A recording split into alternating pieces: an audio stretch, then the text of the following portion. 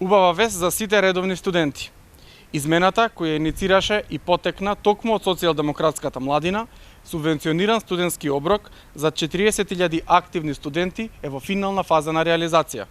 Од 1 август започна аплицирањето за остварување на правото на сите редовни студенти. Министерството за образование и наука веќе објави јавен повик.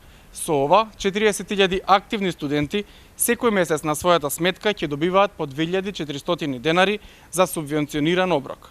Со оваа мерка околу 15 милиони евра директно ќе завршуваат на трансакцијските сметки на студентите.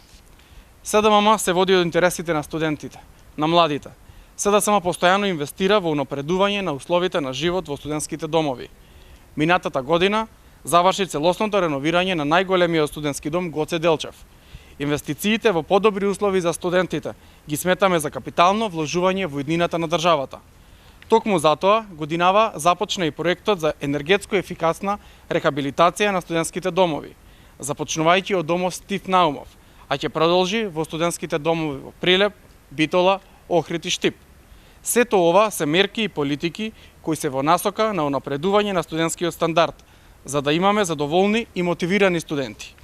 Како социјалдемократска младина, како одговорна партија, продолжуваме со реализација на квалитетните и остварливи младински политики, што се во интерес на секој млад човек. Обезбедуваме европски стандарди за студирање и работа дома, во својата татковина.